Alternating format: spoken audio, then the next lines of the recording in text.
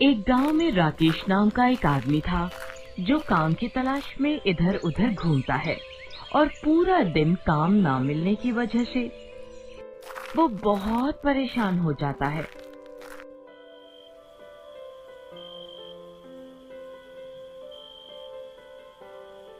और रात को जब वो थक कर अपने घर जाता है, घर में घुसते ही उसकी बीवी उससे पैसे मांगती है। अजी सुनिए, मुझे कुछ पैसे दे दीजिए, मुझे सोनिया को कल मेले में लेकर जाना है। क्या पैसे? मेरे पास तो खाने के लिए भी पैसे नहीं हैं। क्या आपके पास पैसे नहीं है? पैसे नहीं है कहने से घर का खर्चा थोड़ी ना चल जाएगा। मुझे नहीं पता, आप जाओ और कहीं से भी पैसे लेकर आओ। पुष्पा तुम ही बताओ, मैं कहाँ से पैसे लेकर आऊँ? जिनसे पैसे लेने थे उन लोगों ने पैसे देने से मना कर दिया।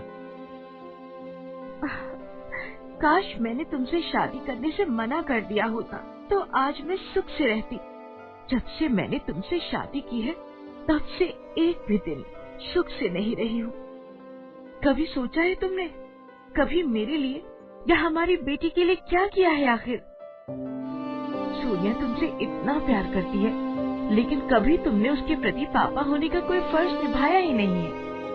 ऐसा कहकर रोते हुए पुष्पा वहाँ से चली जाती है और राकेश देर रात तक मन ही मन पुष्पा के कहे शब्दों को सोचता है और सोचता है कि मैंने कभी अपनी पत्नी और अपनी बेटी को कोई सुख नहीं दिया है। वो यही सब बातें सोचता है और परेशान होकर उठकर बाहर चला जाता है और थोड़ी दूर चलते चलते वो जंगल में चला जाता है। वहाँ जैसे ही वो पहुँचता है तो उसे वहाँ एक तालाब दिखाई देता है, जिसके पास एक लकड़ी की तख्ती दिखाई देती है, जिस पर लिखा होता है सावधान, और नीचे लिखा होता है इस तालाब में जो भी कूदता है वो कंकाल बनकर ही बाहर आता है। ये पढ़कर राकेश मन ही मन में सोचने लगता है कि मैं भी इस तालाब में कूद जाता हूँ। इस रोज रोज की चिकचिक भरी जिंदगी से तो कंकाल बनकर ही रहना बेहतर है। फिर ऐसा कहकर राकेश तालाब में कूद जाता है और जैसे ही वो तालाब में कूदता है तभी तालाब में बवंडर आता है और राकेश को उठाकर बाहर फेंक देता है। अरे मुझे ये क्या हुआ? मुझे ऐसा महसूस हो रहा है कि मैं पहले से और भी ज्यादा ताकतवर और फुर्तीला हो गया हूँ। तभी तालाब में से आवाज आती है। नहीं, ये सच है। ये आवाज सुनकर राकेश बहुत ज्यादा डर जाता है और डरते हुए इधर उधर देखते हुए बोलता है, कौन है? कौन है? यहाँ जो भी है सामने आओ। तभी तालाब में से पानी निकलकर बोलता है मैं तालाब बोल रहा हूँ, एक जादुई तालाब। तालाब को ऐसे बोलते देख राकेश और भी ज्यादा डर जाता है। अरे अरे तालाब कैसे बोल सकता है? मैं तालाब ही हूँ और जो भी मेरा इस्तेमाल जो सोच कर करता है उसका उल्टा ही होता है। जो भी मुझ में स्वस्थ होने के लिए कूदे उसका उल्टा हुआ, वो मरकर कंकाल बनकर निकले। अरे फिर तो आप मेरे बहुत काम आ सकते हैं। काम तो आ सकता हूँ, लेकिन उल्टे कामों में, क्योंकि मैं कोई भी काम सीधा नहीं करता हूँ। अब समझ गया मैं तालाब जी। फिर राकेश इधर उधर देखता है और उसे तालाब के पास में ही एक खाली मटका रखा हुआ दिखता है और वो उस मटका को उठाकर तालाब के पास में आता है और फिर तालाब हंसते हुए उस मटके में चला जाता है और फिर राकेश उस मटके को लेकर घर आ जाता है।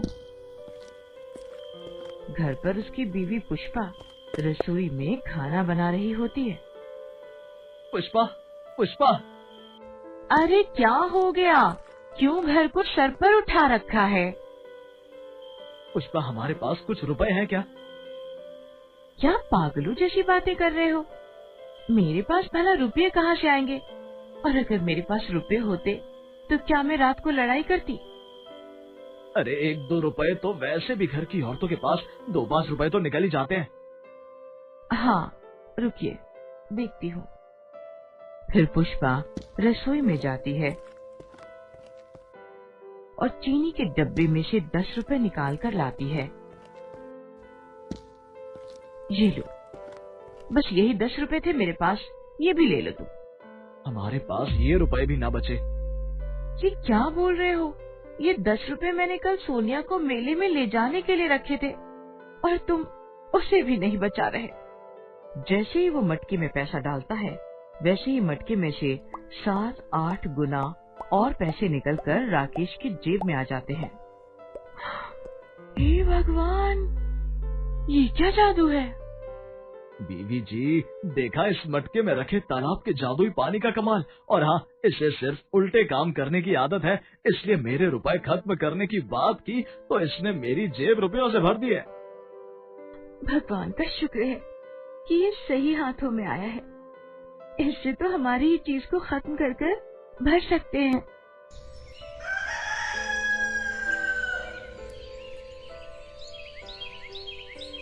फिर राकेश उस मटके को लेकर बाहर जाता है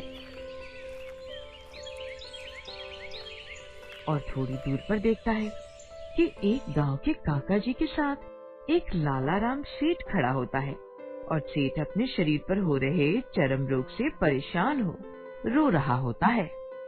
अरे लालाराम, तुम रो क्यों रहे हो? सब जल्दी ठीक हो जाएगा। तभी राकेश वहां आकर बोलता है। अरे काका जी, ये तो दूसरे गांव के बहुत बड़े लालाराम सेठ हैं। इन्हें क्या हुआ है? ये इतना रो क्यों रहे हैं? और इनके पास तो करोड़ों की दौलत है। हाँ, पर वो दौलत मेरे किसी काम की नहीं है। देखो, मेरे शरीर पे ये चर्म रोग हो गया है और ये ठीक होने का नाम ही नहीं लेता और ये धीरे धीरे मेरे पूरे शरीर में फैल जाएगा और इसकी वजह से मेरा पूरा शरीर सड़ जाएगा। हे भगवान, ये तो बहुत बुरी बीमारी है। मैंने सुना है कि तुम दुआ बहुत जानते हो। अपनी दुआ से ये मेरे शरीर के चर्म रोग को ठीक कर दो। मैं तुमको मुंह मांगे पैसे दूंगा। 1 लाख, 2 लाख, 10 लाख, जितने तुम मांगोगे मैं तुम्हें दूंगा।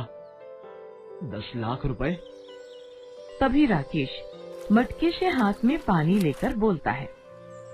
तुम्हारे पूरे शरीर की चमड़ी पूरी तरह से सड़ जाए। तुम क्या बकवास कर रहे हो? तुम्हारी इतनी हिम्मत जो तुम मेरे बारे में ऐसा बोल रहे हो? मैं अभी अपनी तलवार से तुम्हारा सर धड़ से अलग कर दूंगा, जो तुम मुझे दुआ की जगह बद्दुआ दे रहे हो। और तभी एकदम से लालाराम के शरीर से चर्म रोग गायब हो जाता है और वो खुशी में चिल्लाने लग जाता है। अरे अरे, ये क्या? देखो देखो काका जी, मैं ठीक हो गया। देखो, मैं बिल्कुल ठीक हो गया। ये लो ये लो, ये लो 15 लाख का चेक। फिर राकेश भी वहां अपने घर चला जाता है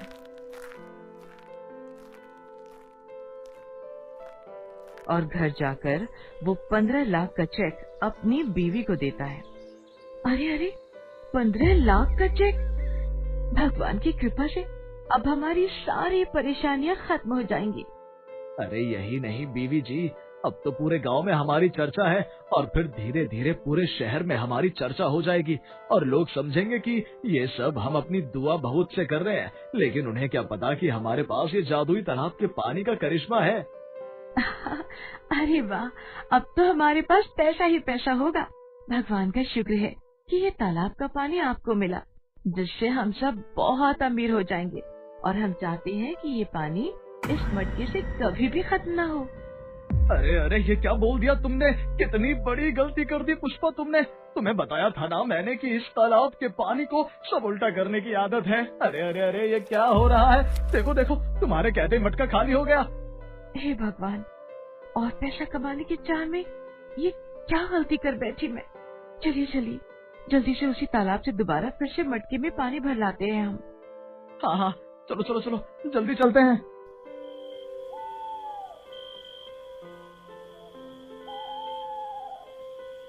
और वो दोनों वहीं जंगल में जाते हैं।